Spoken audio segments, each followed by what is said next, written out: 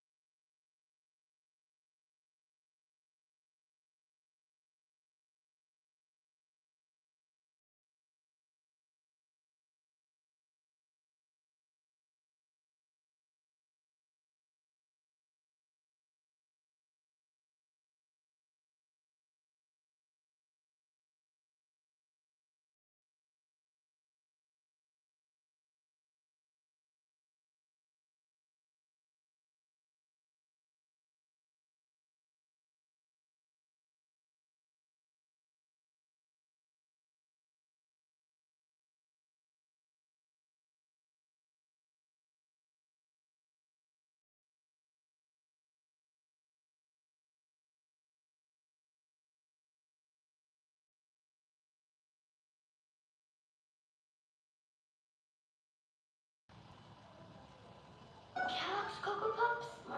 Please. First, the power breakfast. Okay, deal. Cocoa Pops? Yeah, this is the power breakfast. One vitamin, fiber, and energy. Kellogg's Cocoa Pops.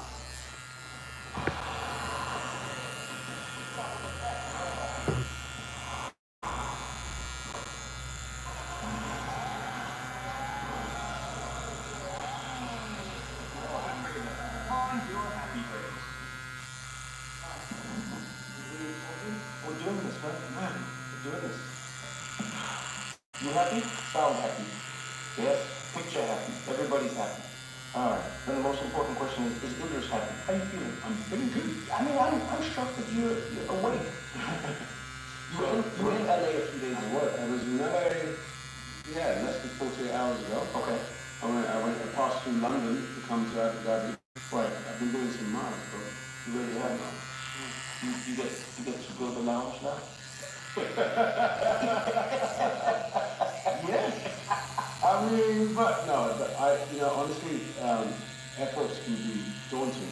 I'm not an anxious fly, but the airports are anxious. Everything's serious? Yeah, no, seriously. The airports, there's just too much going on. It feels so fragile. I would feel calmest if I saw Idris Elba in an airport. I'm not even joking. Could you carry yourself? No, I can't see. Okay, now I can see you. Idris Elba, everything's gonna be okay. I'm very handsome. Everything's gonna be okay. You're aging nicely. This was what now? Holly at the moment. She's okay. I left her at home though. I'm gonna forward you her number to the phone now. Oh, cool. You know, Have a look where I'm stuck. He's my little house. in Abu Dhabi, We go about that talk. just an hour away from Dubai, Got a pool. in a hotel room overlooking. It seems like a beautiful day. It's beautiful. I don't know, an office block. Yeah, send me a number. Have a job. Okay, I'm gonna send you her numbers now. Probably a psychedelic dream that you're having. Okay. But that's exactly where I am. But, Chatting to Idris Elba in Abu Dhabi. Okay, now everyone is still okay. We're all doing good. Oh, congratulations on the cycle. Yeah. Oh, no, for real. It was really, really good. It was heartfelt. It was like a vibe. Oh, no. Okay. You tell me it was funny.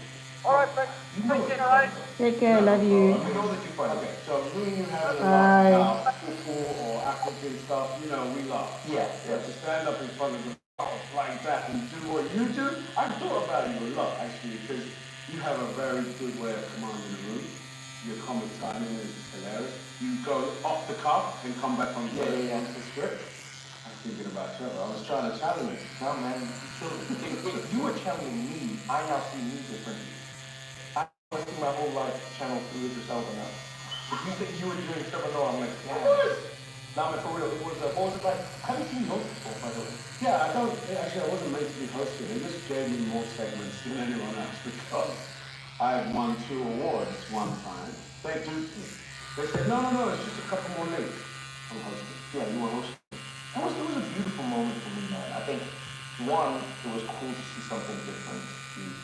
two, I love the vibe in the room. Like, you know, acting is such a weird profession in that from the outside, acting seems impervious to anything.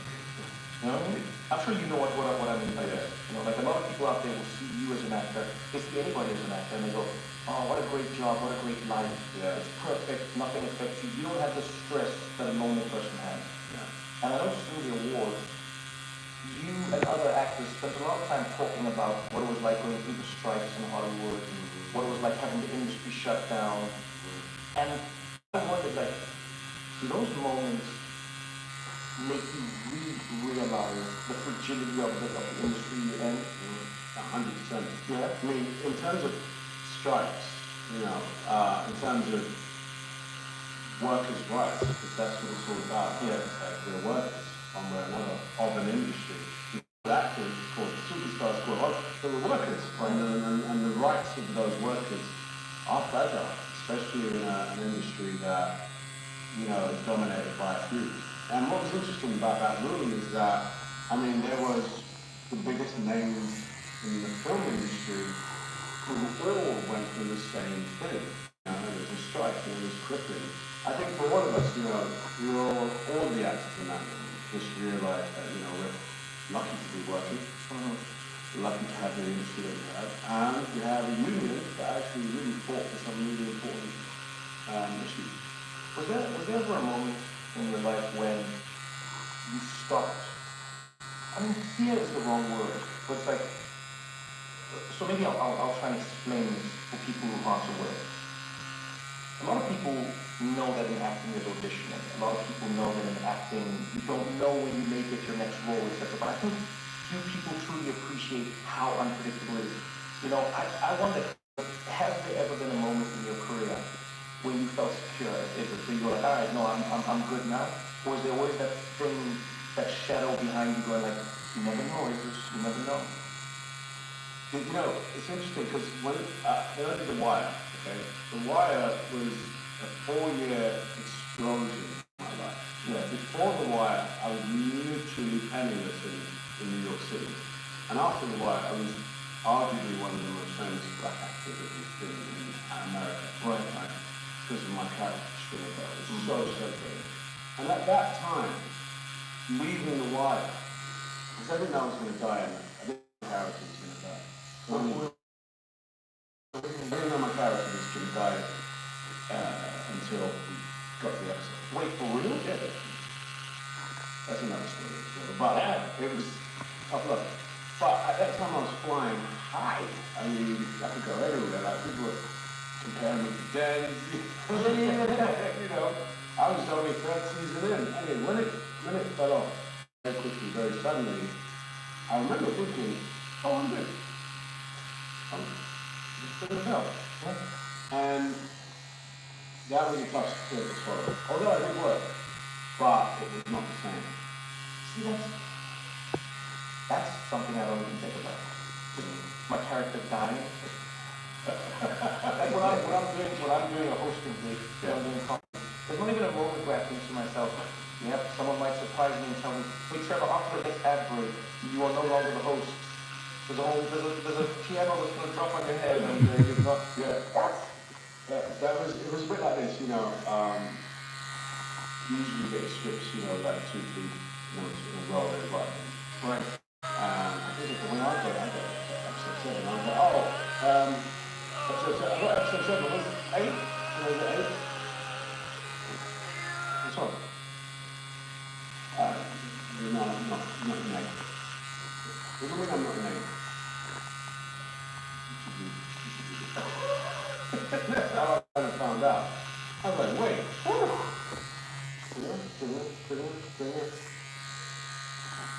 What?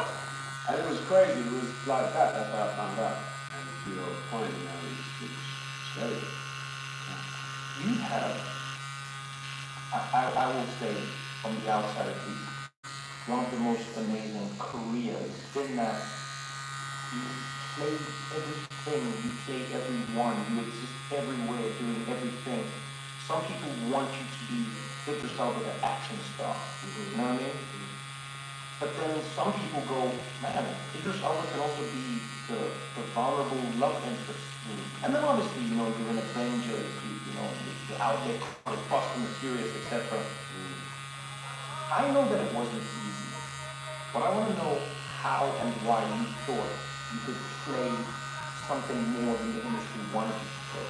Because if you're successful as a gangster, Hollywood goes, you're a gangster. And it's not even like a negative. Hollywood just goes, we know that you can do this, so you can do this. You chose not to do that. Why?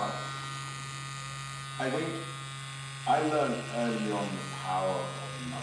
Like, when I moved to America to become an actor there, my career in England wasn't bad. It was good. You know, How old were you? I was probably about 25, 26 years old. Oh, damn. Okay. And there was this junction where I said, I'm not going to do what you want me to do in England. I'm going to say no, and I'm going to jump ship and go to America. And the power of no was my liberator. Because in England there was this definite glass ceiling, you could see it coming, you know, it was like you're going to play one kind of role, and in England it's a smaller market. Yeah. Back then, going to America was like, oh, what? What? My guy, you alright? Stay here. And so post The Wire, every role that came my way was all gangsters. Yeah, all. You know, films, television, and I had to say no. But I was okay with saying no because I thought, no, I've got some range. I need to be able to show that range, and that was definitely, I don't know, like I said, it's a liberator for me to be able to know that power of no is important. Yeah, but talk me through some of the doubts. You come from the UK. You do decently there. Right? It's a small market, but it's a robust market. You know, once you're in, you're working, you're doing things, BBC, you know, Channel 4 or whatever. You come to the US, it wasn't an overnight thing for you going to the US, was it? No. I mean, the first 2 or 3 years was just flatline. Because I've heard rumors of you working at like a comedy club. I remember someone saying this once. They were like, I met Idris at a comedy club. And I was like, what do you mean you met Idris like doing stand-up? They're like, no, I was working the door. I wasn't doing stand-up. I was standing up at the door. That's what I was doing. The original stand-up.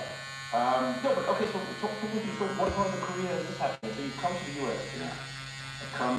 Yeah. I had some savings. Yeah.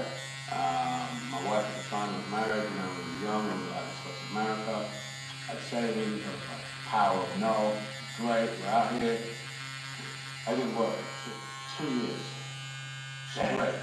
Straight 24 months, no. And my savings went out in the first 6 months. And it was a struggle.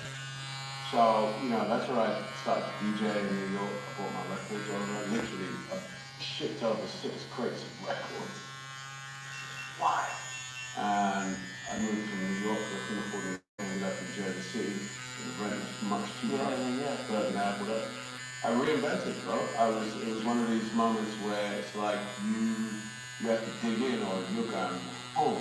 But you think of going home 6 months in, 8 months in, 12 months in, 16 months in. What is keeping you from going home during that? Like, what is the motivating force in your life that didn't allow you to give up? I'm trying to understand that. I think it was, you know, I jumped the ship, man. Like, I had done something no English, no black actor, no young man had done that I knew. Which is, I'm gonna go to America and I'm gonna be an actor over here. And I couldn't take the idea of letting that fail. I just couldn't. I did not want that to fail. And I was auditioning for a lot of it, but my accent wasn't really good. I couldn't really, you know, pull it off. How did you get that? Well, You have one of the best accents. Accent is so good. I've seen people get angry when they discover that you're not American. I've seen people get really, like, not even angry, like, they're angry that you could fool them to that level. Yeah. No, I've been in those conversations. Like, I think the way I got, because I was unemployed, bro, and I was living in New Jersey. I lived in Brooklyn for a little bit. I was living life, you know. I was working the door. I was bartending. I was DJing, and before you know it, you start speaking like an American because you're in the thing. You're in the thing. And then, you know, third year in there, it starts to get really strong. Because my wife and I were going through some stuff, pregnant. And there's one comment which I talk about it all the time, the extra she put me up for stuff. And she said, hey, this Wire thing's come up, it's called The Wire. It's a pilot, it's going to shoot in January, but if you go in, you cannot let them know you are an American. They would not. I mean, this is about Baltimore, it's very specific, they don't want any strangers, I mean, please. So I was auditioning for this thing, and I auditioned for 4 weeks straight, an American actor. And then the fourth audition, you know, the producer, David Simon, and another producer who's passed now, great guy. And in the room, just like this, and he said to me, where's the street from? That is a phrase every immigrant is terrified of hearing. I don't know where they are in the world. Where are you from? You know when your palms start sweating? Yeah, sweat preparations are pouring, and he's like, oh man. And I'm thinking to myself, they told you don't say nothing. Yeah. And I'm thinking, oh, your accent is shit. Oh, you're sus to you. And I was like, I'm looking at him, by this time I'm known him. This audition. Yeah. Hey, just come on, sit down. Why don't you do the scene again? You know, that kind of thing. I'm looking at him and I said, from East London. The room just exploded. Oh my God! I told you! No, you didn't know! You didn't know! And I'm sitting there, whoa, what is going on? It's like, yo, we had a... I said, that he's not from Baltimore. He's not from Brooklyn. He's from somewhere else. But I thought maybe Jamaican, maybe Haitian. You're from England? And this is the conversation I'm sitting there. And they were like, okay, you got the job. You got the job. We don't want you to play Avon, though. We want you to play Stringer Bell. And I was in the room. Oh, Lester, you went for Avon. Yeah. You got a job. I'll tell Alexa, welcome, thank you. But wow, you owe me money. I'm gonna get a little like, did my life just change? And that was it. That was the way I got that film. You see, that's what I mean about serendipity. Like, I love moments like that where now I picture the show with you as Avon. It doesn't work in my head. It might have worked, it might not. But you know what I mean? Yeah. I like these stories. I love that phrase though, like, where are you from? Because in a way, what you said is so much deeper than just you putting on an accent. You live as an American. You know what I'm saying? I don't think that's any coincidence. The fact that you were grinding, the fact that you were working multiple jobs, the fact that you didn't know what was going to happen from one paycheck to the next, the fact that you were, you know, in barber shops and in comedy clubs and working the bar and DJing in a really strange way. It's both sad and beautiful at the same time. You were living as an American. Oh yeah. The time that I knew I was an American was when I had to go to the DMV to get my license. Okay, bro? Like, if anyone knows what that is like, oh my days, that was one of the most. As soon as I had my license, I was like, yeah. I'm telling you nothing. Because the process was crazy. Oh no, that's a rite of passage. It is. You have not lived in America until you've gone to the DMV in America. We're going to continue this conversation right after this short break.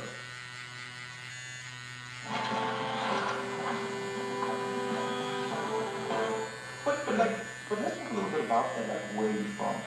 You know, there's a special connection I always feel with people who have moved from one place, especially the place they were born and lived, to another place to try and do something that requires them to ingratiate themselves to the people of that place.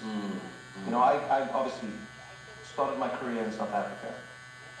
South Africa is very similar to the UK in that we have a small industry, but it works, robust, you know, and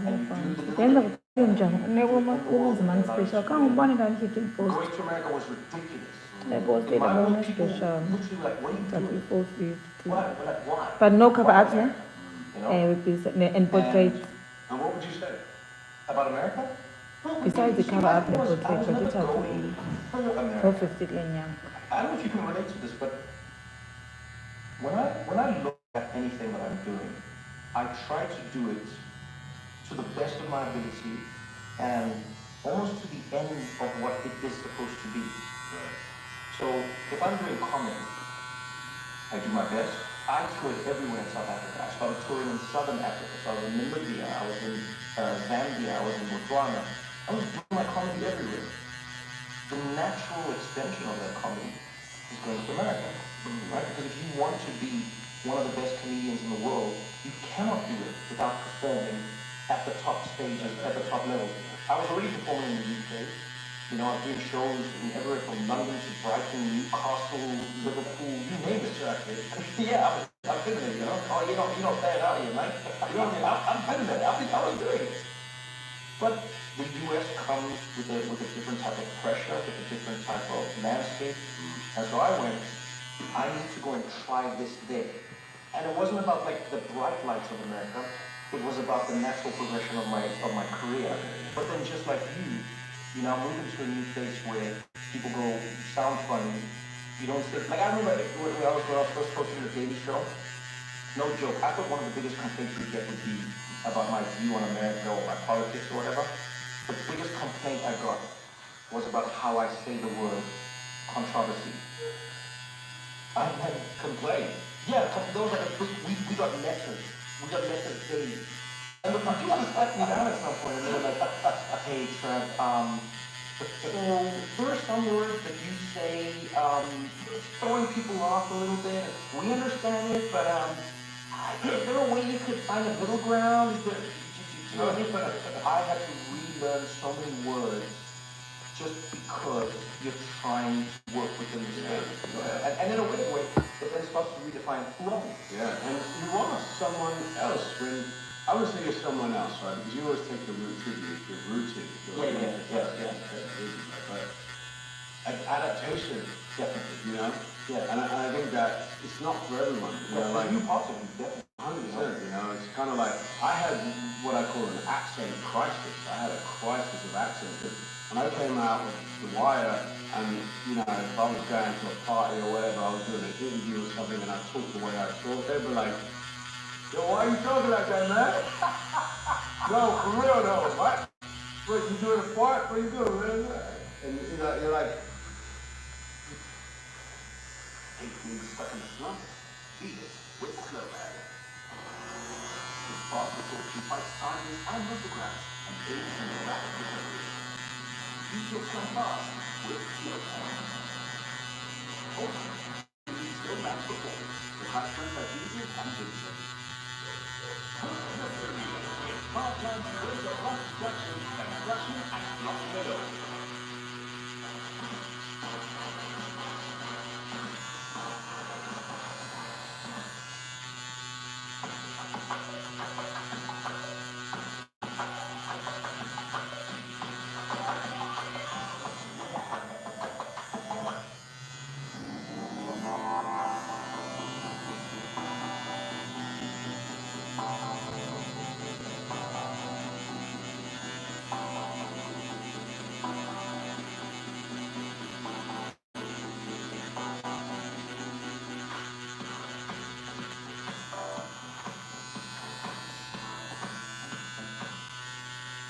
Try to figure out if you want friction, right? that's how I talk. No, seriously, yeah. It would almost feel like, you know, you got me, man. Like, just ring a bell. You come from this. Yeah. Because of The Wire, especially, it was not a satire. It was based on a real culture, a real epidemic, if you like, of American underbelly. They took to my characters to the point where I had to hold myself rigorous a certain way definitely amongst the American community. Right. I had to hold myself with the sort of respect almost they had for String Bell. Yeah. Which was a man trying to do good. Yeah. A man trying to do better than he was, you know, being described to do. Wow. And that really was interesting. What that did to me is good for my confidence. When I went back to England, going back to England, and people were like, yo, why are you talking like that? And I just found myself you know, in England or in South Africa, Americans come over, they've got so much confidence. Yeah, master, and they got that, they believe they got that different. And I went back to England and I definitely felt like, oh wow, I had adapted myself. Even when I was in my mum and dad's house or with my boys, they were like, yo, you seem a bit different. You seem a bit happier. You seem a little more enthusiastic. That's one thing I've learned about the UK. There's a little bit of like, all right then. Calm it down a bit. Oh yeah. So you're doing all right. Yeah, it wasn't bad. It wasn't bad. Yeah. Humble. It's the tall poppy syndrome. It really is. I think that's part of the reason why I didn't audition well. Because I couldn't walk in there and be like, wow, this should be mine. They were like, oh, Richard, that was a good take. Can you do another one? I'd be like, oh, did you like it? Oh. Wait, they were like, you like that? Okay, hold up. Wait till you see this one. Yeah, that wasn't me. Yeah, it's fun. I remember when I first started doing stand-up comedy in the U.S. You understand this. In America, they would have what they call urban rooms and then rooms. Right? What that means is these are rooms where black people watch black comedy, and then the rest of the rooms are just, I guess, regular comedy. I always found that weird, because I come from a country that's predominantly black, and we never looked at it like that. So anyway, they go, people will be like, oh, you gotta go perform in urban rooms, go do some urban rooms. And so I get to these urban rooms, and black comedians, audiences, and I would get on stage, and in South Africa, number one, Africa, you police. So I'd walk out, our police audience, good evening everybody, and that audience would stare at me. And I remember on one of the shows, one of my favorite people in the world, his name's Chris Spencer, comedian, really like a mentor in the game. He came to me after one of the shows, and he's like, hey man, did you steal something? And I said, what do you mean? He's like, man, you walk on stage like you stole something. He's like, man, you gotta get on there, you gotta own that stage, baby. Man, you walking on there like you ain't supposed to be there. You start making the audience doubt themselves, man. They be looking at you like, you supposed to be there? You don't feel like you're supposed to be there. He's like, man, you gotta get up there. I was like, well, that's not how we do it. He's like, well, that's how we do it, baby. He's like, you gotta understand. He's like, half those people in the audience, they're funnier than you. They know they're funnier than you. You better show them why you up there. You better show them why you up there. And he's like, it was a beautiful way, when you connect those things, you find, I'd love to know, in that, what has inspired you to connect all these parts of yourself? Because you're not just here to start with a movie star in Hollywood. I've always loved how you have baked up the UK at every opportunity that you've been given. You've also baked up African Americans at every opportunity you've been given. You've adopted these communities, and one that always touches me, obviously, is Africa. Idris Elba doesn't wave at Africa from far. My man, your passport is stamped. Your passport is full of jollof rice. Full okra. You know what? Look, so two things that were quite significant, right, to, I guess, who I am today. One, my mom told me that my mom was born in Ghana. Yeah. Her mom was Ghanaian, but her dad was a Second World War vet from Kansas City. And on his deployment back to the States, he heard that, segregation over here is still kicking in. I mean, in the army, there was segregation, but everyone was fighting for each other, right? Soldiers are going back to the States, and he told them can't come in the restaurant. Yeah. So he said he and his brother decided they were going to Africa. He went to Ghana. And that's where he had 11 children, my mum being the ninth, the last one. So that information came to me just before I went to America. And I kind of went in a slightly different purpose. I was kind of like, oh, wait, what? Oh, I've got roots here then. I belong here kind of thing, right? The second thing is that at some point in my later life, I was probably about 29 or so, I took my DNA.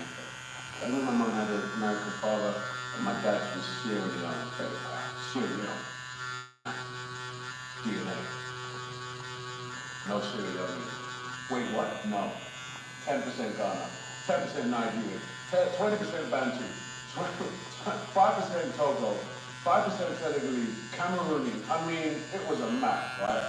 I looked at this thing like, what is going on? Bantu Bantu in Southern African tribes. That's my set of work that travels up. Huh, that looks like a spring, right? And I was like, yeah. Took it again and did it. What's the difference between Bantu and Xhosa? I did that. I was like, I always find it funny. You don't know. Isn't Bana people, Xhosa people? But then you fall on Why didn't he say Xhosa? No, yeah, and he just generalized it to South Africans. Because when you talk about Bantu people, we actually just, okay, you're talking about the Xhosa people and the Khoisan. But isn't Zulus Bantus? No. My honor is affiliated with Xhosa and the Khoisan people. You got ChatGPT on your phone? Do you have ChatGPT on your phone? What? ChatGPT. What's that? You don't know? Why don't you people don't know what No, is what? ChatGPT?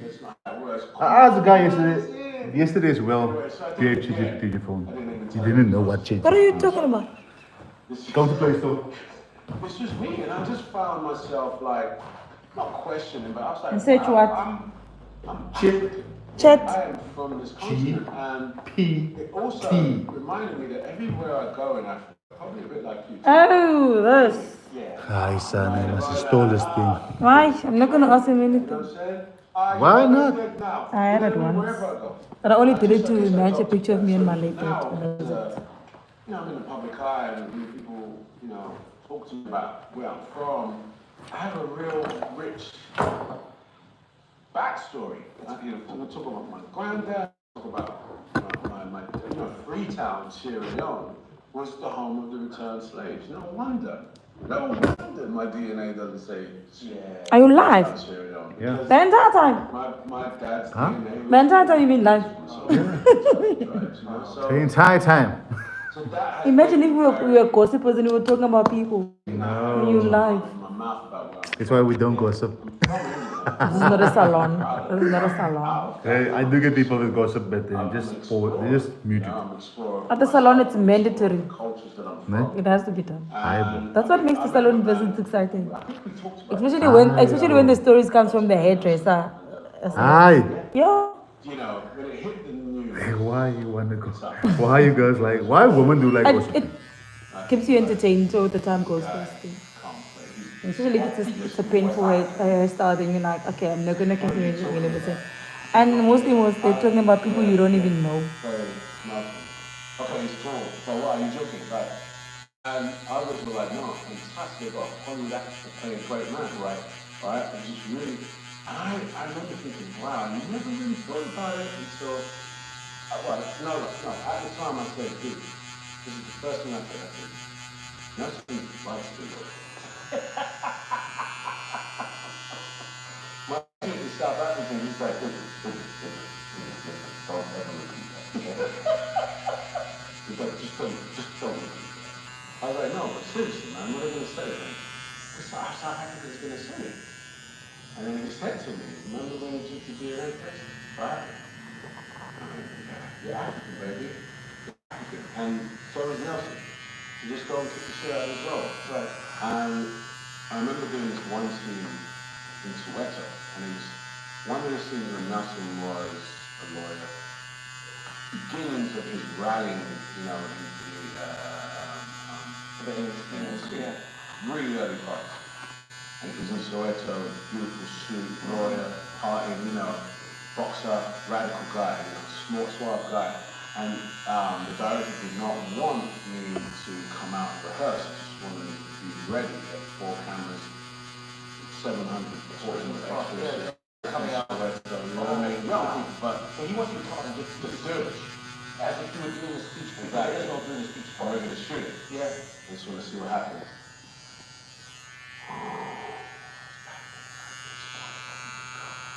I'm gonna get food. Colin Lee, hi. Love my job. What do you do for a living? Which is just this guy, this lawyer coming out here talking about this shit. You crazy? I came out here, man. First thing I even heard someone say, is that the thing out there? That's the thing out there. Right? Another one said, that's the guy from That Is the Job. I could hear them. They were so much. Everyone That is the job, girl. Yeah. Like, First take, mind you. Experimental. And this is exactly what, because at the time, Sweat was like, well, we're not sure if we're gonna. There was people listening. They're like, stand with this guy, because this guy is trying to get us all in trouble. He's talking some radical shit. Yeah. And here I was. Thanks for your application, but you're just not fast enough for us. Nice try. That's pretty good.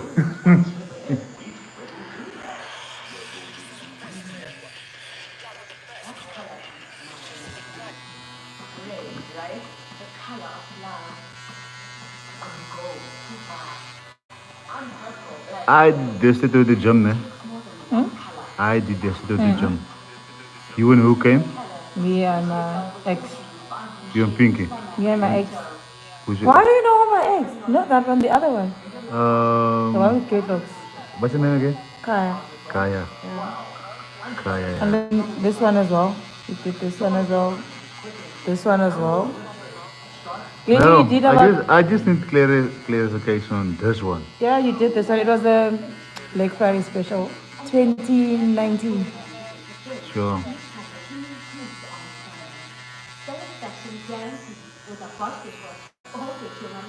I remember it was a Friday night, I think. I was during the night. I just remember it was during the night. Yeah. You even took us on because we were not going to get taxis. Wait, what did it do? You drove us on because there were no taxis. To drive you home. Yeah. With what? First 5 rows of Yeah. Hi, Bob. I still remember. To the location. Yeah. bullshit, freeing them, and Ah, yeah, I can't remember this part. craziest mishap of all of it. I, Me as an actor, who am I, where am I You must from? save it and send it. Should I be the I'm not seeing an option where I can save it. big man? Oh, I can only save when it's done. Young only when you're done. Idris, who have celebrated Idris' career, are watching me. Get to his polarized perspective. by- Hi, this. Yeah, and then of course. Hello. At How are you? the same time, the DJ I'm awesome, thank you. slowly winning. Do we have an appointment? Okay. No, you can sit and wait. You wanna wait? Fascinating, man. So it's great. Okay. So, Almost Bilabot. done. I'm done like in 10 minutes. Can you still do it to respect? Because you have so many accents. You have different English accents. You've got different American accents. You've got at the SAG Awards. I don't know where you pulled out Robert De Niro from. I'm not even joking. Yeah, you can. Because when you started, I was like, when you called you Robert, you bastard. I was like, look at your size. Look at Robert. Yo, you became Robert De Niro. You even became a little lighter. I don't know how you think this. Like just the same change. You became lighter. You became smaller. I'm not even. Yo, that was good. I'll tell you that. No, but I mean for real though. How long have you hold them for? Like how do you keep them forever? Or do you like split them time? It's funny, when you said earlier, you have one of the best American accents. Like, Where did I drop you guys? if I'm in a role, I'm By the clinic. do it because I The clinic. live it. Yeah. Okay. As close to the honesty of it as I can. But if you ask me to do it now, if you ask me Yeah, I didn't even drink and I can't remember that. okay. Like, even when I'm just That was in 2019. American accent, I was. I'm not on point. No, Yeah, man.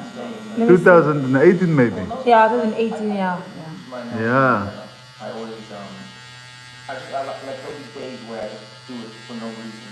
I'm being serious. I'll literally just be walking around with my reading and just be like, it's like this thing that I use my Nelson Mandela to get to my Barack Obama. Okay. Because I find they have the same. My conspiracy theory is that Mandela taught Obama how to do it. Yeah, because they got the same thing. Because because Mandela has South Africa, my black one, this country. You got that thing, right? And then Barack, if you take it's the natural progression of it, right? Where can I come? Forever. And as Americans, we have to try to, use a stronger voice. And have a lot of, but whenever I use that, I go back to Mandela. Americans gotta find a way. For the lyrics in our church, it's the same. I'm fighting every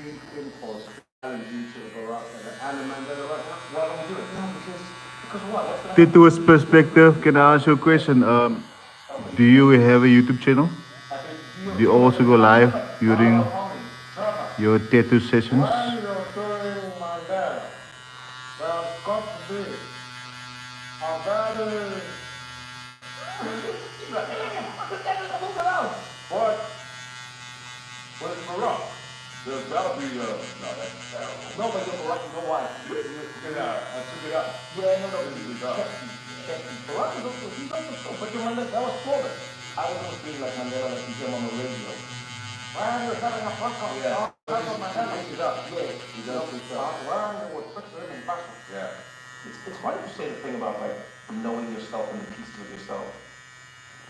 I wonder if I'm cold. that's what's made you such an amazing actor. Cold. Shivering cold. Is that like you have Not even cold, just cold. It's cold, yeah, outside home. of yourself, a little character that makes Yeah, you almost done now. Yeah. Don't you know worry. what I mean? It's cold inside the building, but outside it's very sunny and warm. No, you don't get. Character. Don't have love. Who? When? Your place doesn't have. The madam must visit, give this place some love, then we're gonna feel it. The maturity of any actor, unless you're a child actor and you're an actor first audition and you're a star. Yeah. But the maturity of an actor is ancient days. You know, you kiss a lot of auditioning, a lot of no's before you get that yes. Okay? A lot of rejection. But I've had some really challenging moments in my life, and I definitely know as an actor you have to have thick skin, you have to go through some stuff that actually is traumatizing for you, right? You know, when you play a role like Luther, for example, he sees a lot of murder, destruction, blood. I go in, I play that role, and I play it to all of my ability, but my body doesn't actually know I'm acting. That's the thing people take for granted, right? You know? So when I'm crying or the trauma, or I'm yelling, or my head's about to explode, it's great acting, great, but actually my body doesn't know the difference. What do you do to get back to Idris, and how do you work on releasing that from you as a person? The first thing is to acknowledge. Hi there, Amy. How are you doing, Amy? You're acting, bro. Yeah. It's not real. Go do something for yourself. Go treat yourself good. Go take some therapy. Like, all of that has helped me actually look like a human being. Because I know my body, I'm so dedicated to my character. Yeah. I know I need to be dedicated to Idris as well. Which is where the DJing, where the philanthropy, where, the other parts. So that's all for you. Yeah, that's you. Because I've seen people ask many times, they will say, what are you doing, man? You work so hard to climb the mountain that is Hollywood. You have broken through so many barriers. And then a man turns around and says he's a DJ, he's making music and he's taking a step back from acting. And when I've seen you on the decks, you are having the time of your life. But I didn't know you were doing it for you. I thought you were looking for another challenge or another thing, but that's like you. I need it. I need the balance. I need the natural juices that come from that. What is it about DJing in particular? I was a DJ, so I want to know what you... For me, it's there's a really beautiful energy sweet point, right? It's like when you make a whole room laugh, one gesture. Yeah. That absolute pinnacle moment is an energy that you can't replicate. And it's like when you mix two songs together and the crowd goes, ah! I can't get that from acting. Yeah, okay. You know, so but when you DJ and do anything like that feels real. And that energy that I get from doing that is like rejuvenating. It's like that's the stuff my batteries are really made of, you know what I'm saying? So I do it for that. I do all these different things for therapy. Yeah. Because I really do connect to my roles, you know, in a way that my body doesn't know. How long have you been DJing for? When did you start? I started when I was 13. 13? 13, yeah. On like that's actual record. Actual DJing, That's yeah. actual old school. I was there when sort of hip-hop kind of began. Oh, yeah. Hip-hop was 50. Yeah. I was kind of there in the UK buying records, the first hip-hop records, like, oh, what is this sound? Yeah. What were your decks? Were you like SL1200? Were you using back then? Oh man. No? Citronic belt drive. Oh my goodness. Oh my goodness.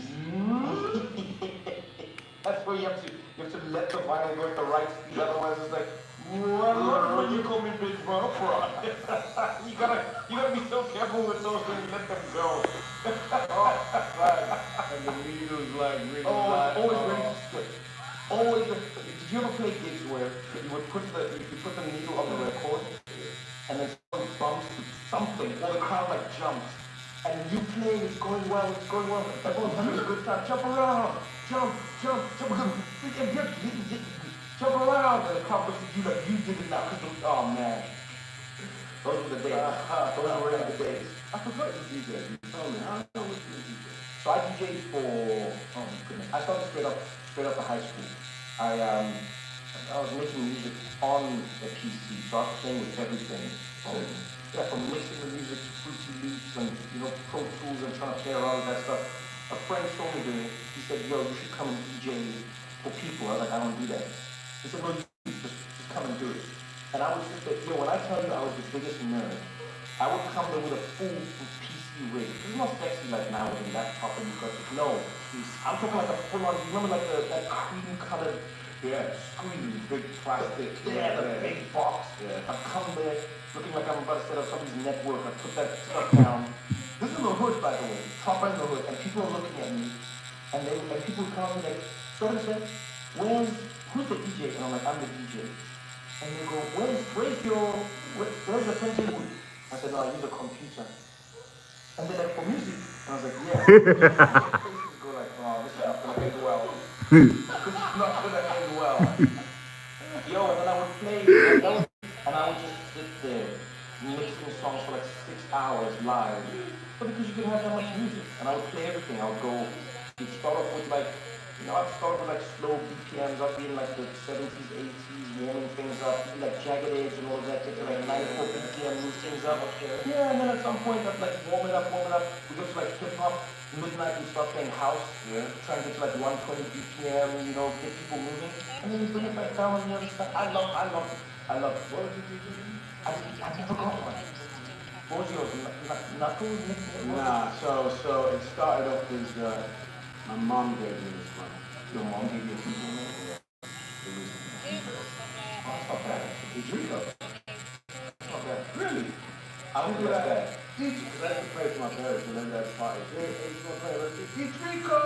don't think that's bad at all. I thought you were gonna be like DJ Cheeky Boy, DJ my special child. I don't think of an African mom, but Idrico's no. Rico was the first one, and then it went from that to Kipling, Mr. Kipling. Mr. Kipling. I like that. What do you have one now? And that's just it. Chess Figures is a nice one. No, just it.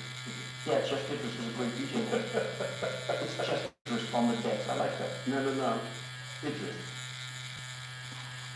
You're saying just Idris, just say. Yeah, Chess Figures. Yeah. Don't go anywhere because we got more. What now? After this.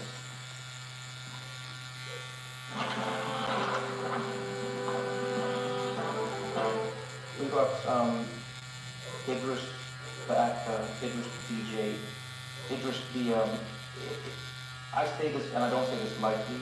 I think the world builder. You have a statesman vibe to you, and I've seen people like you want to create, you want to build, you want to grow.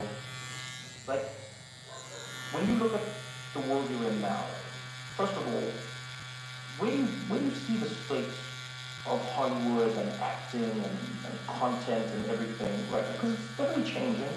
You can't deny it. I mean, some would even argue you're the last, the last of the superstars, of like the real Hollywood, No, really, it's changing. I think it's becoming a lot more niche. And you can see at the SAG Awards people talking about this, people saying, I played this role, I got to do that, this is what my dream was, this is how I am, or I got to do this for the first time, I got to play this type of character when nobody said I could. What excites you about the industry right now, and where you still want to see the industry grow and change? Our industry has taken on incredible shape shifting over the last, I'd say, 10 years. And it sort of began really slowly with this conversation around diversity, around our societies looking like TV shows we were watching, and seeing that it wasn't. And then peeling the onion back even further, seeing that there wasn't very much equality within it, behind the scenes. So, the gender debate springing into action. Me too. So over the last 10 years, we've seen an industry that's gone through, I think, a very healthy health check. You know what I mean? Checking itself. You know what I'm saying? A history that essentially rewarded people for bad behavior and said enough of that in a healthy way. Okay? Alongside that, though, came this sort of expansion with the digital era. Just more. You know, I mean, I come from a period where in England there's 4 or 5 channels. Yeah. Okay? And what's one of those 5? That was it. That's it. You were lucky if you got cable or Sky TV. And then we're in an era now where you literally can watch anything. I was about to say I want my phone revealed. And what that's done for our industry is my phone revealed and in a phone. Because the metrics of how you get So it's 100 rand for a phone review, ne? Imagine if you charge also I for the think review. that I haven't seen the review. this niche micro it seems like groups that started to emerge now. So it's very rare now to have one actor be a star for an entire generation. Yeah. That's, weirdly enough, I feel like Yes. Africa is You better not be those iPhone people who send out pictures and videos after 17 days. the most incredible pay movie yes, film Anna. industry. No, iPhones are expensive. I feel like you want to be at the forefront of that. I want to be. We want interesting. Otherwise, I can take you to be the biggest stars that can be. You put a picture of iPhone. 1.4 billion people there, and there's 4,000 cinemas. What? How are we getting our stories? I think about our industry with a sort of opto-futurist perspective. Because as much as I've worked gladly for 35 years in America and England, I've had the most incredible opportunities, and Korea, I still think I've got more to offer when I think about Africa. When we saw what happened with Black Panther and the sort of Afrofuturism world was sort of really exploding, everyone was like, whoa, what is this? This is incredible. That was a moment where you said, albeit Marvel, but it was a moment where the world sort of stood up and was like, oh, wait a second, there's African superstars? Yeah. Wait, there's African sci-fi? What? And just imagine what that could do, and it does make me excited. What's your dream? I ask everyone on the podcast, what now? Because I find whenever I meet people, they're always at an inflection point. Something's about to happen, or something has happened, and now they're moving on, or they're thinking of the next step. You are constantly moving towards. You must keep this on, for 7 days, kalok, ne? It's always been fun to watch the No way more. you move. Yeah, I know the rule. The drill. I know. Which is a hard balance to Did find. this one as well. So what now? Yeah. What do you dream of in your world? If you could And wave this your one. magic Remember wand, this one.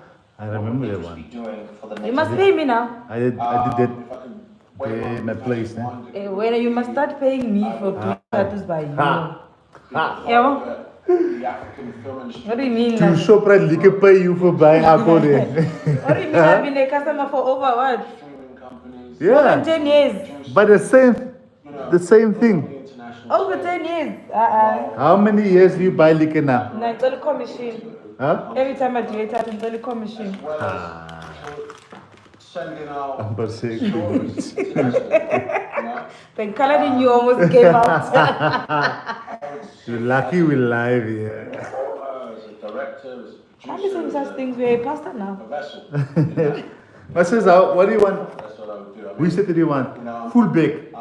Full I sleeve. appreciate your words, man, because you said quietly, and I take that to mean humbly. You know, I'm not living without my review. appreciative of the opportunities I No, I'm still alive. I humbly can't. respectful that I'm I gonna was either in your life now. able Now to cut come it talk when I'm about done and send you. this dream. So what am I gonna post now? Possibly. No, you can wait for later.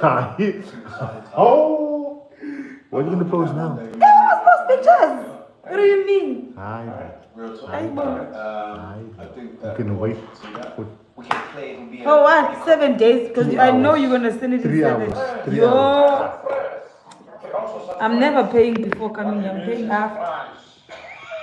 He's saying phrase, but it's fries. That's a terrible idea.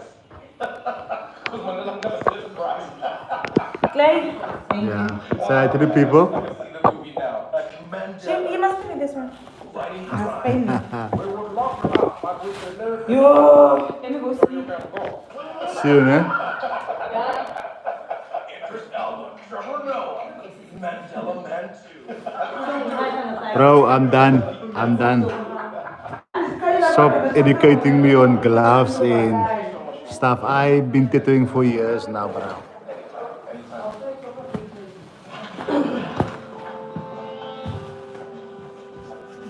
Can I write what I want? Trevor Noah is produced by Spotify. Because it's a name of my child. It's the name of your child? The show is executive produced by Trevor Noah, Ben Winston, Sanaz Yamin, and Jody Avigan.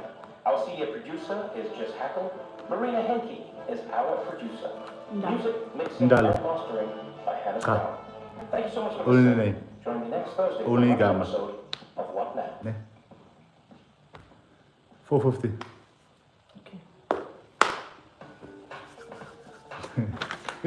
Why you look so nervous? Are you nervous?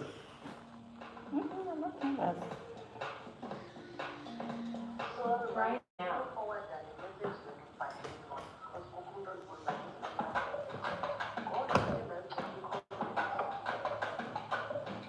Okay, alright, then let's go.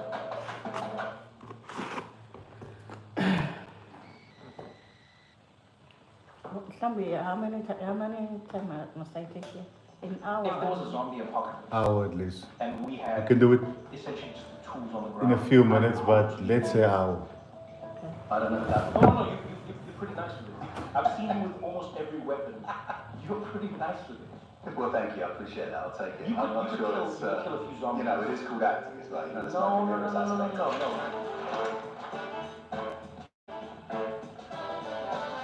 no. This is What Now with Trevor Noah.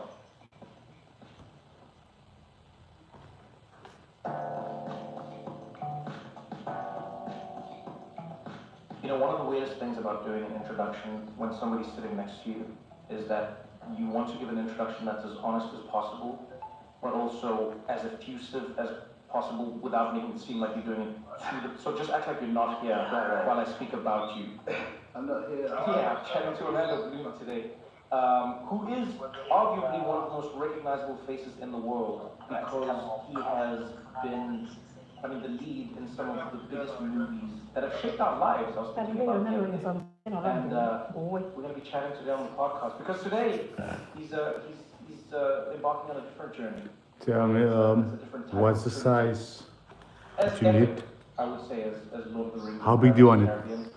Only in this story, If you using the size, there's some price. he doesn't. Spoiler alert, he's here. Sometimes. Yeah. Depends. I don't have much. Just tell me.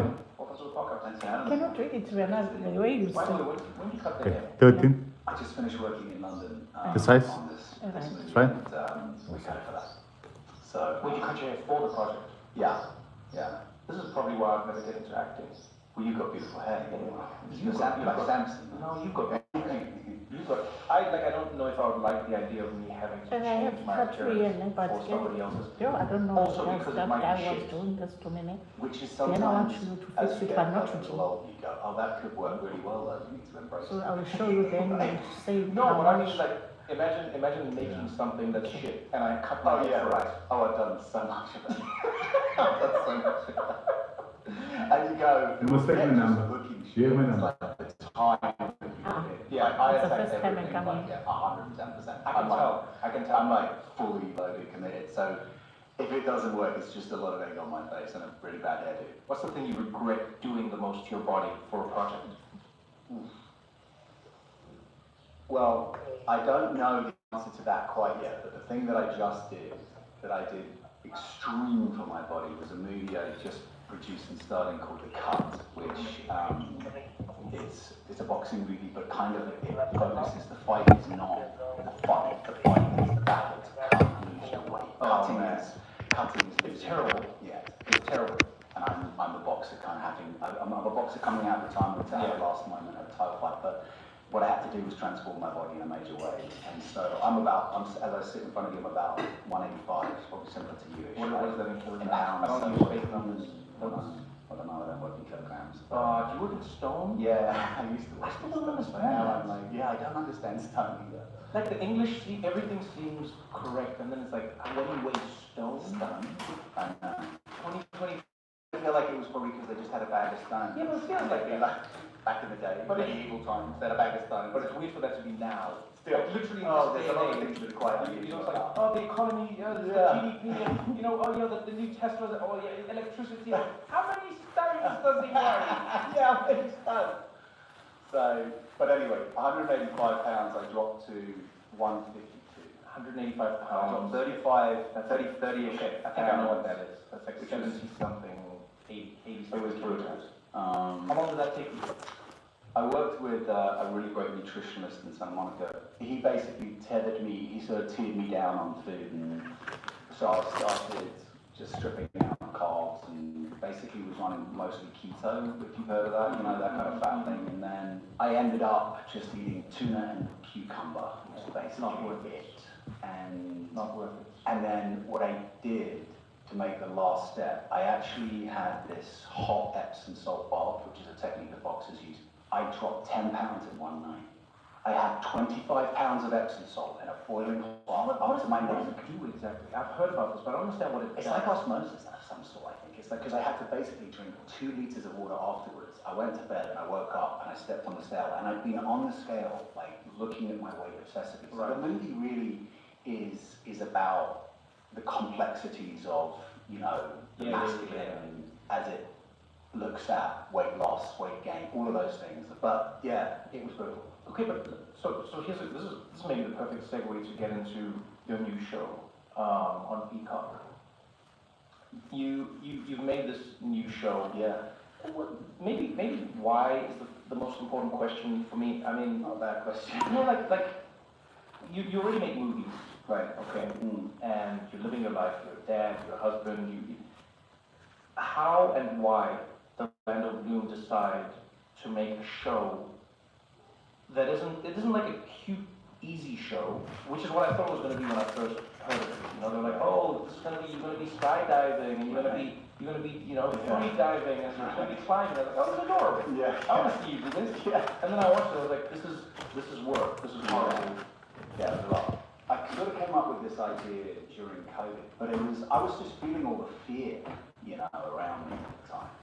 You know, I think that was a really challenging time for the planet, the world, and actually probably one of the times because we're doing this, but for us humans on the planet, it's a super challenging time, I think we can all agree. And I've had this Buddhist practice since I'm 16, and I thought what I'd like to do is meet people like elders, like wise people, and people who live a long time, because I think we're also afraid of dying because of this COVID disease, and talk to them.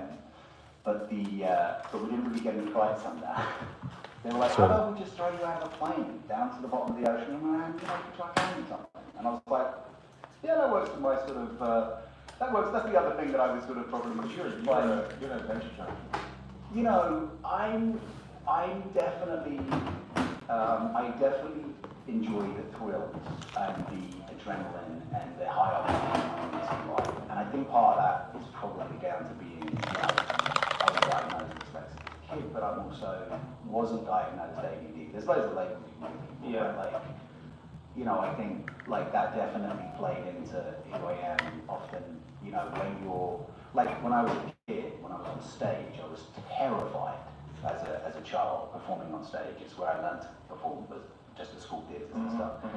But I was never more focused. I was never more present. I was never more interested when I was absolutely shitting myself. You feel like even the time, I can relate to this, as somebody who has ADHD, your brain doesn't have the luxury of being distracted because you have to, it's life or death. Right. You know what I mean? There's no like checking your texts. There's no, you know, You are wandering on. You're not in the moment. Did you feel that as a child? Like, were you cognizant of that as a child, or is it something that you now understand in hindsight? Do you know, I only really in the last 2 years started to look at, and this is even before the show, I kind of realised that ADD was something that was definitely part of my life. When I actually had a conversation, and I remember sitting down in an office with somebody, and they gave me a list, and I was like, I started going through this and just like tick the boxes, and I was like, and I just stopped ticking and I just looked, and then I flipped over and I just looked, and I went, okay, I don't need to. Yeah, I was like, this is. And then I was like, I don't want to take a pharmaceutical. I'm English, and I think America has, you know, got a lot of stuff that they do with pharmaceuticals. You're not wrong, I'll tell you that much. So I was like, I don't want to take an like something's going to get me. It's like you want to take like a stimulant. I didn't want to take it. And I've been raw dogging it for so long that I was like, listen, this is my character, guys. You know, love me or leave me. But I think my partner was like, okay, you know, like that doesn't work for somebody who's got OCD. Yeah, yeah. Because what are some of the things you do? So you race motorbikes. I saw you. Right. You Yeah. race around the track. Yeah. Right. What do you have a bike right now? I have more than one. What's your goal? I saw the Ducati and the. Yeah, I'm not riding super fast. I've got an Aprilia that's for track. Oh, those are fun. Yeah, it's fast. Those are nice. I always love the way the engine, like it's just specific vibration. Yeah. I mean, that whole feel, I think that, like motorcycles, you know, I started riding motorcycles when I was a kid. I really, you know, I got my license when I was 16. I rode a Vespa around town, you know, I was a cool kid. You know, and I rode a motorbike. Which town is Canterbury? Happy on the wall. London is the London. Yeah, like London, UK, everywhere in the UK is the least Vespa town I can think. Like I ride bicycles everywhere I go in the world. Right. Just to get around. Love London, I'm terrified. Yes. There's more. I remember even seeing the stats once. It was like it's one of the most dangerous places to ride bicycles in. Because your drivers in the UK, they have like they're almost angry at you for being on a bicycle and passing them in the traffic. Possibly. Do you know what I mean? It's like a. Yeah, it's like, yeah. It's You know? true, it's true. You're getting ahead of us. It's like a massive, it's sort of a race, which actually I think I inherited a bit of that in my driving style, which is like aggressive, and as you're racing through the streets. I mean, people hate being in the car with me. They think I'm dangerous, but I think I'm super focused.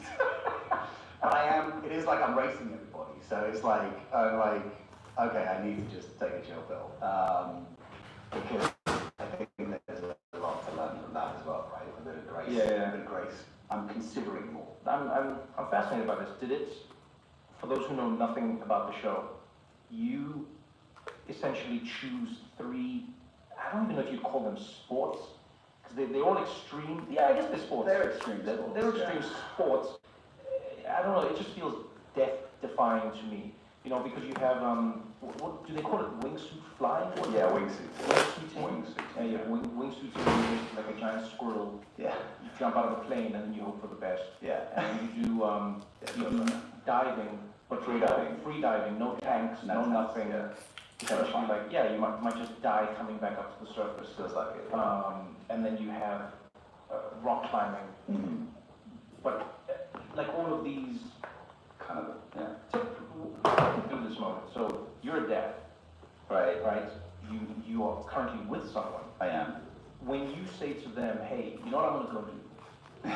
I'm gonna go learn how to jump out of a plane, and I'm gonna do this in 2 weeks. I'm gonna get my jumping license, Yeah. my skydiving license. You know the one that normally takes months? Yeah, I'm gonna do that in a week. Yeah. I'm gonna get qualified, and then I'm gonna start wingsuiting. Which I don't think anyone's done before. No, I don't think. I've been trying to find out. I've never heard of anybody. Do you think I could get somebody said to me the other day, maybe you could go for like one of those Guinness Book of Records for like the You might actually have it. Because how many jumps did you do in one day, for instance? In the first episode, we just see you go jump for jump for jump for jump for jump. How many do you think you did? Like the first days, at least 5, I think. And then, you know, I mean, the accelerated time frame. And the thing is that what's crazy about that is that every increment, everything that you change technically with the gear is a different shoot. Like you started with one shoot, it's a beginner shoot, and you change to another shoot, which has a totally different feeling under canopy. Canopy is a shoot. All of these different things come into play, and you're like, and my brain is moving, trying to keep up with the things that I'm learning. And it's a pretty straightforward thing. You jump out of a plane, one, to release your chute. That doesn't work. Two, you release the chute that didn't work. And three, you're like, I forgot what it is. It's one to release the chute. Two to release the chute. It's pretty straightforward. One, two. Let me tell you now in the calm space that we recorded the podcast. It's pretty simple. And I forgot to that. Is this why you do it? One out the back is the chute. Okay. Two to release it if that didn't work for whatever reason. And then three is on the other side. Yeah. Three to open the second chute. So you have two chutes. If the first chute doesn't open, it's like a 1 in 1,000 chance that the chute doesn't open. We're watching you jump. Yeah. On the 7th jump, I think, if I remember correctly. Oh my God, I'm getting PTSD just thinking about it. On the 7th jump, your chute doesn't open. Yeah. Or it like opens and then it's like a... So it opened actually, which is not as insane as if it hadn't opened, which would have been, I don't think, insane. Yeah. So the protocol is 1, 2, doesn't work. 1, 2, I'm going. So I was like, all right, baby, here we go. 1, 2, and then I was like, 1, the other chute fell away, and I was into free fall again, and then 2, and then I felt the canopy came out, and I was just like, oh. You don't even realize how terrifying this is until you see the look on the face of the guy who is driving by. Can you believe we got that? You land by the side of the road, and there's some good Samaritan who drives up, and you saw his face. He was like, how are you alive? Because all he saw was somebody falling out the sky, parachute not working, parachute snap, and then a parachute landing in the field. Yeah. In that moment, did your life flash? Like people always talk about what happened in that moment to you. Is it fear? Is it adrenaline? Is it practice? Do you know what's really interesting, actually, Trevor, is I think what I learned most is that these kind of wild people who do these wild things, they are experts in this little area. Like, people have asked me if I've done any of these things subsequently, and the truth is I haven't. Not because I haven't wanted to, but because I think it's a lifestyle choice. These people are experts. They were the family. They are the people that taught me how to navigate, and it's protocol. It's like everything you depend on is like it's like if there's a protocol, you follow that. So long as you're good with your maker, you know. Otherwise, you know what I found? That's actually one of the things I found really fascinating about the show is there's this paradox. You know when you think of extreme sports, you think of all the people who are doing everything to risk their lives. Yeah. And the one thing I noticed when watching the show was these people have more discipline than we have when we're driving on the highway. Like, you know the same way you'll go, I'm going to look at my phone, let me check a few texts. Or, did I put my seatbelt? No, the people who do extreme sports are the most disciplined people. Yeah. Because they acknowledge the fact that at any moment it can end and it ends out. And then, ironically, in life, we're running around like people cross the street. Yeah, we cross the street. We cross the street, we don't even pay attention. You know? Do you think that changed something in you at any point? Like, did it make you, even if it lasted for a few weeks, was there part of you that was a little more meticulous now? Huge. I mean, it was huge for me in that respect because it like I like to think that when I overly prepare, partly because of dyslexia or whatever else, when I'm preparing to go into a movie or a character of some sort. But this was like, okay, this is life stuff. These are tools for life, like, and confidence. Like, it gave me a certain sense of like, oh man, I did that. I can do this. This isn't, and I think when you at this stage in your life, because I would assume that you feel accomplished all the time. No, I mean that could be not.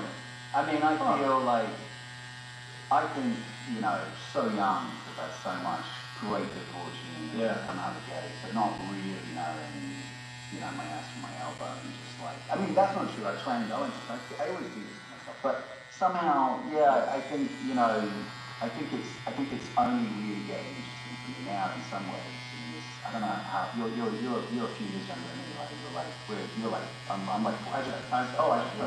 So there you go, right? So it's like But my journey was, you know, as much as you went to school and you studied, there's a strange curse I'll think about for people who experience the pinnacle, and I mean the absolute pinnacle of success. yeah. Like, think about it. You come out of drama school. It was what your last week. 2 days before I finished, yeah. There you go. But I had, but I mean, yeah. And then you get Lord of the Rings. Yeah, I mean, I've been auditioning for months, but yeah. Yeah, but they give you the announcements. They go, all right, Lord of the Rings is on. Even at that point, people knew that this was going to be one of the biggest films ever made because it was based on one of the biggest books ever. It was massive. Yeah. Cost, the everything, the budget. But in a strange way, it's almost like dreaming of being a mountain climber, and then your first mountain is Everest, and then you know, then you go into Pirates of the Caribbean, and it's like, oh, your second mountain is Kilimanjaro. Right. I often wonder, like, how you keep yourself motivated, or even stimulated, when those are your first peaks. Yeah. Like, what's that been like in life? It's been a real. It's been a lot about evolving. I think that there was a period where it just never ended. I was either on a set or I was in publicity for a movie. If you think that there were 3 Bringing Sawyers, for 3 years I was releasing a huge movie with Lord of the Rings, and there were like 3 Hobbits, 2 of which I did, and then there were like Troy and Kingdom. All these giant, just juggernaut, epic style movies. I think I had just gotten kind of like, I've lost I love what I do, and I think I just love what I do. And I had all of this amazing opportunity. And I think a little bit like that kind of Tolkien quote, like where Bilbo says he felt like a piece of toast that was spread a little thin. You know, I just had lost the sense of who I was and where I was, because with all of those huge movies came all of this attention that I didn't really know what to do with, and because, you know, there was always people following me, and, you know, I couldn't go anywhere in the world, and I like to be in the world, I like to go to places, you know, it's like I like to be amongst people, and I like to ask people, I'm curious about people. So I was suddenly like, you know, not able to do those things. That's why I picked up motorcycling again, actually, because I could actually get to one place without being followed. You know, the helmet. And I told you, like, one of my favorite things when riding, just asked me, they go like, why do you like riding so much? You know, when I used to ride back in the day, and I said, one of my favorite things about riding a motorcycle is you don't exist. It's just the helmet. And I found it was one of the few instances where there literally was no race, there was no gender, there was no way you called it. And all motorcyclists, we have like a camaraderie about us. We all know what's happening. We have a life at our hands every time we get on one. It's this interesting connection that you have, but that anonymity is also a special thing. Yeah. And I had, you know, a child with my ex now, and I was very present for him. And then when we separated, I was living kind of like, you know, and not really working, and then I sort of went on a bit of a journey at that time, and I did a lot of stuff with Laird Hamilton. I was living in Malibu, and I did this crazy swim training with him, and then I was sort of like flying on motorcycles on tracks, learning a few kind of, I was doing a lot of adrenaline things. I was really pushing my edges, like trying to, Do you think you were trying to feel? What do you think? I think I was trying to feel because I was numb and I was probably depressed, and didn't really know that I was depressed, because I had everything. I had everything, and everyone looked at me like I had everything, and it was like, you know, but then it felt like, you know, I remember Alec Baldwin telling me on this movie set when we worked on Mandela, he said, I'll give you the keys to the executive bathroom, take the keys. I was like, what is that? He was like, if you don't, you let down. I was like, okay. And it means you can go into like a studio and you can go into the executive bathroom, going where everyone else goes to the bathroom. You know, right. Anyway, I don't know. But I think the analogy is, if you don't keep taking that, making the most of that moment, there will be a bunch of guys who are ready to go. And they're going to take that. Yeah, but can I tell you? Yeah. I'm torn on this idea. I'm torn on this idea. I feel like one of the worst things we've done in the world today. And part of it is a byproduct of capitalism, part of it is like the competitive nature of like, it exists more in America, but it's not like a quote unquote bad America thing. It happens in many places. I think we threaten people who dare to take a break or try to find balance in their lives by telling them that if they do, there's other people who are going to take what they're taking for granted when they're not taking it for granted. Do you know what I'm saying? That happens, but in this instance, I think even like an energy-wise, like I think I had personally shut down. Oh. Energetically, like closed shop. I was just like, I'm toast right now, and I energetically didn't know which way to do. That's a scary place to be. And it created in me, I think, a very deep sense of, like, what was my next, all of these things that had been so mapped out, and I didn't have the work-life balance, right? So, that was part of the problem, and I always think I was working, that old adage, you working to live, living to work, kind of thing, So, at the time of doing the show as well, it's like, how do I grow, I'm all about evolving, trying to grow, trying to be, as you said, I had a pretty unique experience. So how do I stay kind of creatively involved? I mean, I basically now, for the last few years, I've done movies that probably best, really, considering how many people saw the first half of my career. Virtually nobody seen the second half. As the second half. It's really, it's like artisanal. It's like, but you know what I think I was missing? Before I got cast in Lord of the Rings, my agent in London called me and said the RSC is interested in you coming to work, coming to be in rep and work for the RSC. Well, baby, I landed. This is it. Because in England, it was like, you go to theatre, maybe you get a bit of telly, and then you go and do a movie. Right. And I was like, well, let's go. What are we waiting for? Let's go. I'm ready. Pull me. Let's go. But she never let on a thing about what was happening to me. And I was like, probably ABB still, just going out on all these auditions, which I get called out for. I think I auditioned on tape about Renegade like 6 times for me. I kind of just did all of these, and I would go up to all sorts of auditions. And it was like, that's a skill as well, that's a muscle, right? To learn how to be in a room and audition. So I was like, not thinking about anything, and then she gave me that call about me. So I was like, wait, what? But I often think, I wonder what my life would have been like, because in a way I missed this part of my career. So I went back and did Romeo and Juliet on Broadway. I went back and did a play in the West End. I went back twice, a couple of times. I feel like in a way, the things that I've been doing in the last few years, I did this crazy movie called They Renamed It Retaliation to the Richard Romans. I got it dropped during COVID.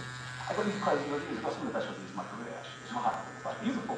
That's cool stuff. You don't even think, I think one of the reporters, just to say, Orlando Bloom must be really gutted right now, because he's just done some of his best work, and nobody's going to see this movie. I was like, right.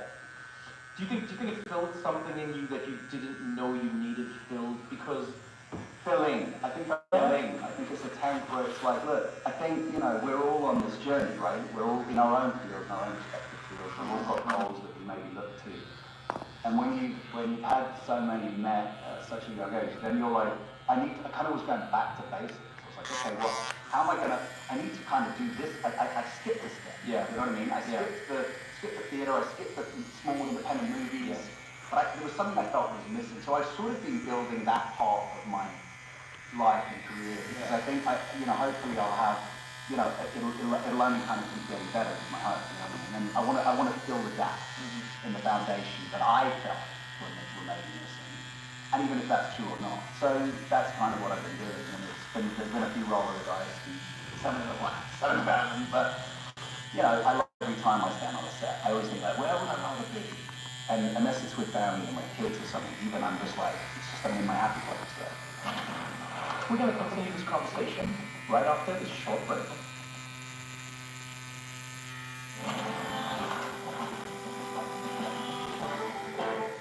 One of the more interesting parts of the show is learning that you essentially, did you break your back, or what did you do to it?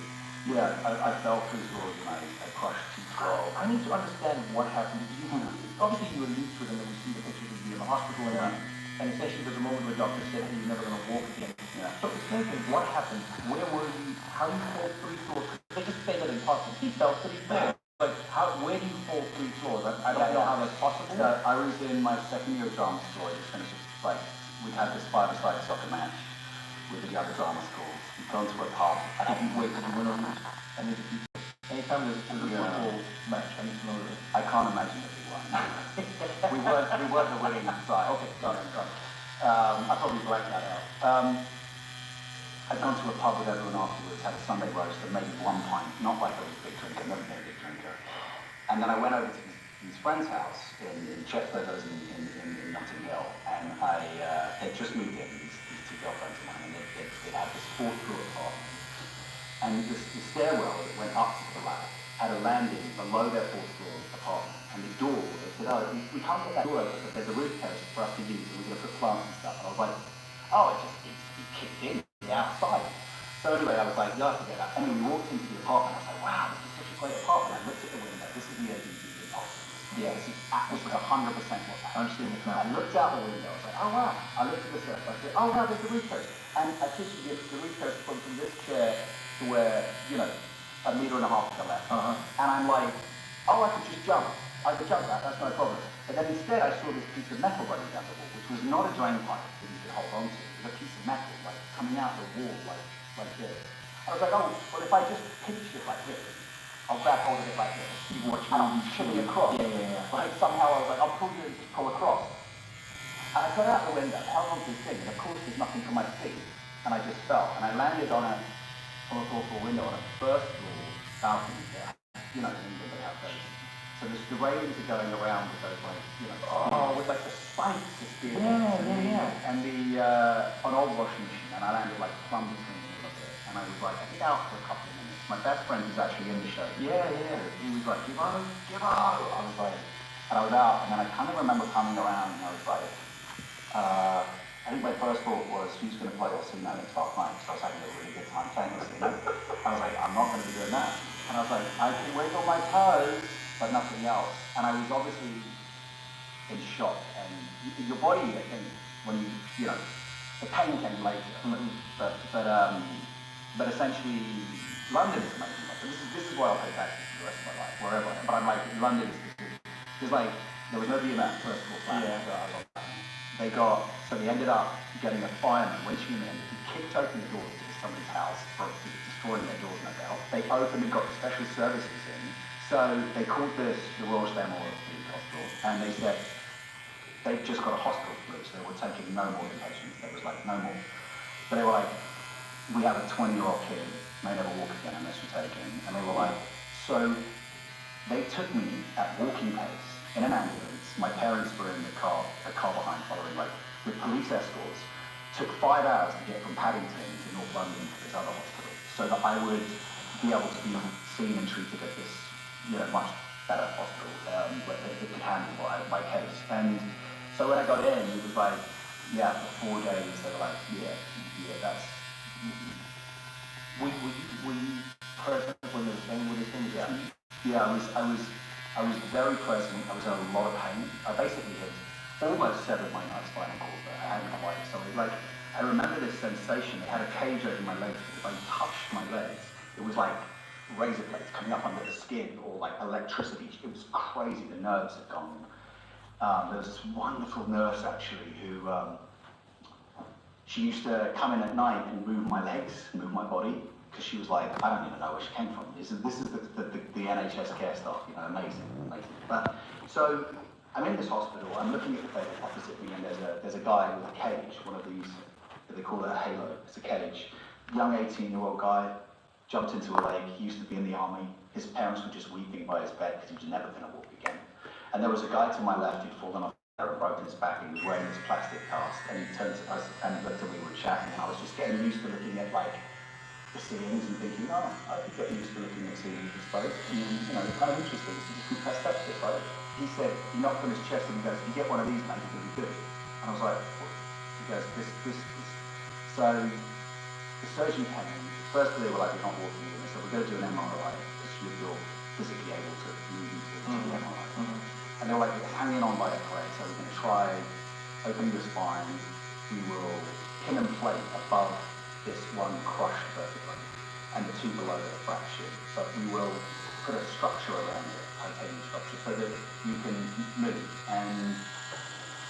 And then we'll see what happens. And basically, I finally got this plastic cast, and I was 20, so admittedly youth was on my side, and Still, youth, and then, as you said, your maker slash your ancestors, slash whatever you want to call it.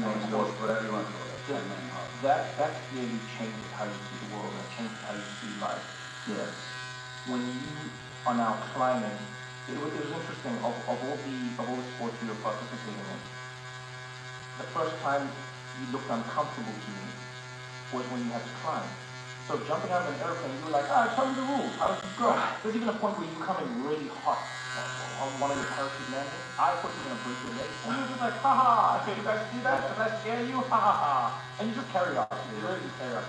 The first time where it just felt like a little bit of the sweat disappeared was when you had to climb. Yeah, but the two things I wanted to know about that is, like, one, what did you learn about getting over your fears or your traumas in that experience, in that moment? And did you? And then the second one is, how did you put that much trust in people who you never really met, never spent any time with, right? But fundamentally had to believe had your best interest at heart? Yeah. Overcoming the fear was a sort of, I guess, sort of unique trust in life since I'm very young. It's not really any rhyme or reason for it, but I just mentally went to that place, which I think you do when it's game time. Hello. You're like, this is it, I'm on. The most challenging thing, the beautiful thing about that, by the way, was for me, was Yeah, really it's happy. part of my dyslexia and other things, like keeping on. I just learned to keep on. And when you're going to move these things, The loop goes that way, and the other way, and it's wrong, and that is right. And if you go the wrong way, so that was like I just had to commit to the process. No, ini baru kita ada nama lah. And trust that this was something that was meant for me, and that I'm on this journey and I'm committed to it. So I'm going to go like I did, 110%, and I'm going to go into it.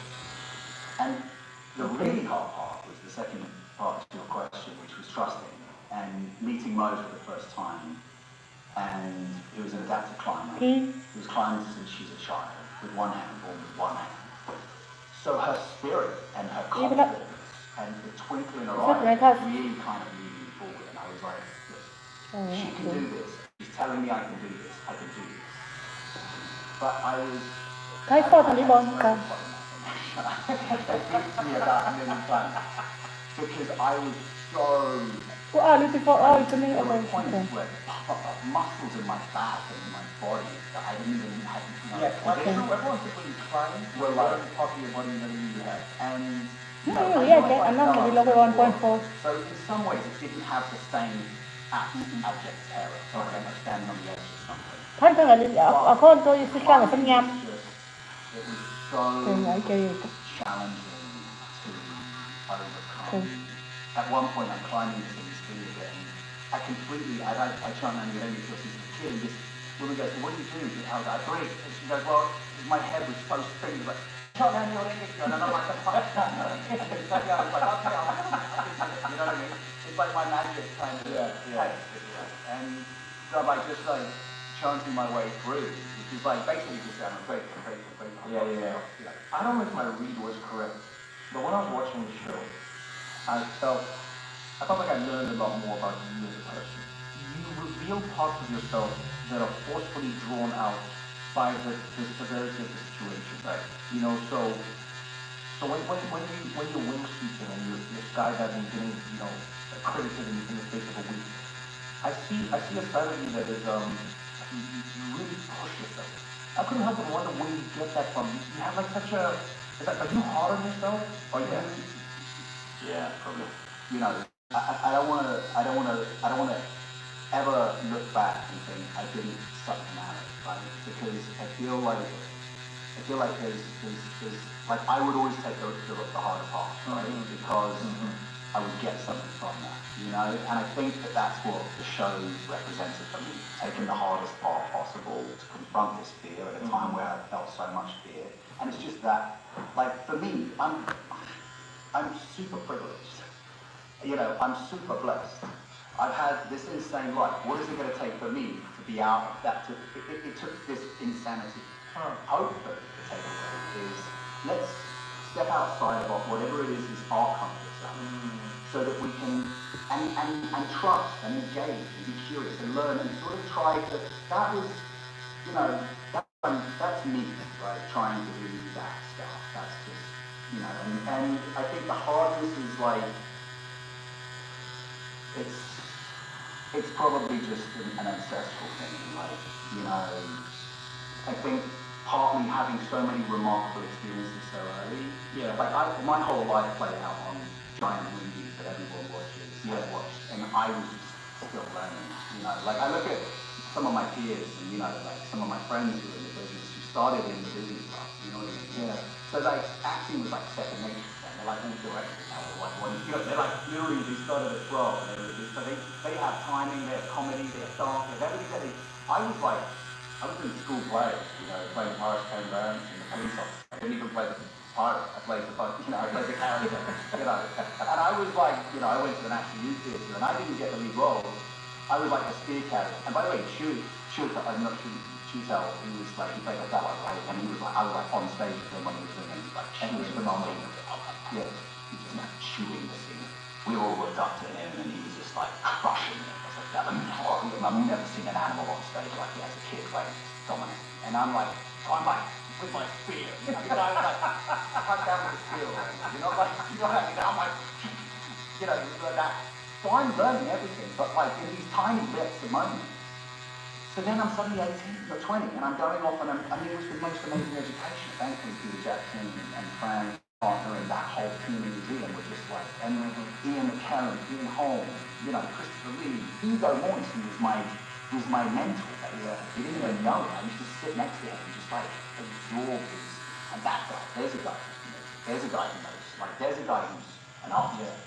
I think I felt like maybe it was like people would like to say, people probably think or said it was a layup. They don't know the work that went into it before. Yeah, okay, so in a way, it's like, they don't know the amount of auditions I went through. This makes it like that I left home I left home at 16 to move to London on my own and to hustle like a crazy person, to get into drama school, fail the first time, second time get in, then to get myself through drama school, to work on the weekends, folding clothes, to sell, you know, to get, you know what I mean? It's like, there's a beautiful phrase that a friend said it to me once. She said, I know that she was actually on the podcast a few episodes ago, my birthday, but she was saying, I love this line. She said, overnight success does happen overnight, but the preparation leading up to that point is a lifetime. And I think that's sort of what you're speaking to. I was, because it's zero to everything. I was probably 8 or 6.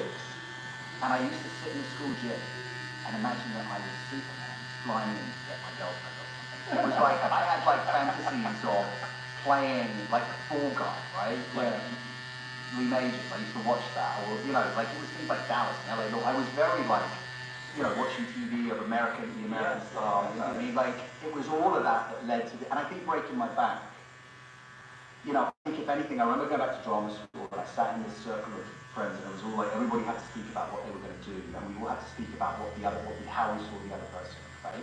So everybody said, like, when we come out of drama school, you know, we talked about, and everybody went around and we were like, this is what Maya does. She's this amazing Italian actress, right? I love her still. And you're sort of imbuing all of these people with their dreams. Beautiful. I like it. Was really special. And people said wonderful things. You know, I'd broken my back and they were like, and people who I didn't even like me, and they were saying these wonderful things about what they thought I was capable of. And it was as if I didn't know that. It's a very weird thing. You mentioned this earlier. I think there is a disconnect, which is probably why I keep going back to this makes sense. Building it out. You know, and I do. It's like I just work. You know, it's like just showing up. And it's like in a weird way, I like that. So the other thing I learned was one of the parts of the show that, I mean, in time, it probably takes no time in the show, but it has I think some of the most gravitas in the show is the moments where you're talking to people. Yeah. And it's beautiful because it shows you something about the two of you that is very difficult for people to understand until you see it. And that you seem to be pursuing a life of purpose, a life of peace, and also, strangely enough, like a life of normalcy. Yeah. Which is strange because, like, Katy Perry, one of the biggest pop stars that's ever lived, Orlando Bloom, one of the biggest actors that's ever been, you know, like the movie, already, the blockbuster, you name it, trilogy after trilogy of it. But there's this strange thing where it seems like the two of you have found a connection that exists in peace and normalcy. Like, I could be wrong. You could be like, oh, No, right. I think one of the things that I fell in love with Katie was that I didn't really, she hates when I say this, I have to word it carefully, but her music was everywhere, right? When I came up, it was just on every radio station, but I wasn't conscious of, like, I wasn't what I was listening to, but like, I fell in love with Catherine, this girl from Santa Barbara, you know, and by the way, parents, pastors, living on food stamps. Yeah. We're not talking glamorous, Right. Montecito, like, or Santa Barbara. Side of Santa Barbara, no one knows. Yeah, the side that no one knows, and we both understand, I think, we both meet each other with understanding where we came from, what we worked to do, what we had to do to get to where we got to. Mm-hmm. And she definitely demands that I evolve, right? And I feel I do the same for her. And that makes for fireworks, fun, but it also makes for a lot of fun. And a lot of growth. And, you know, I wouldn't change it for anything. Even when sometimes it feels like, how do we do this? Because we've got these two. Yebo sis, idibile.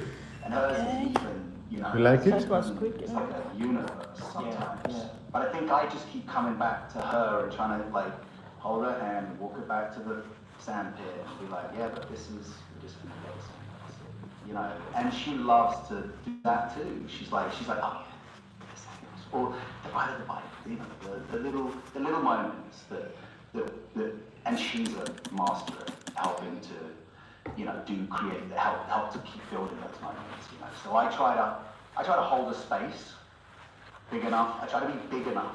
I think even you could even say in the show, it was like me proving to myself that I was man enough, big enough, whatever, capable enough. Because part of it was I learned to be capable in that show. In life, in a way that like, it's like, see, I could do it. Yeah. Mom, I could do it. Yeah. See this face? I could do it.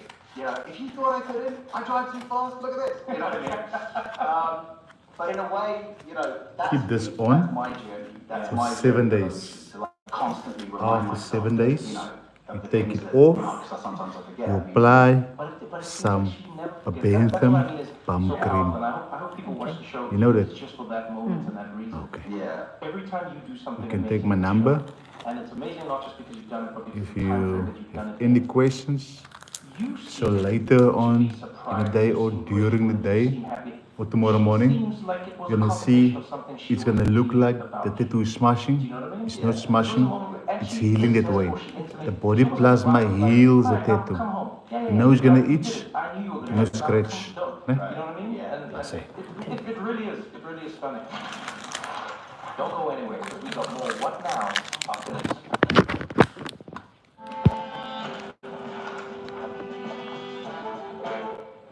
Okay, your number. I could talk to you forever about this. but 060? unfortunately, time is time. Yeah, that's right. 599 You gonna come jump with me then? Trevor? Jump 599 playing together. Okay. 6816. I'll get you with Luke, you'll love it. That's my WhatsApp number, ne? Have you done it before? Maybe you've done it before. I haven't done it Me? before. Let's do it. Let's go jump out. Clayton.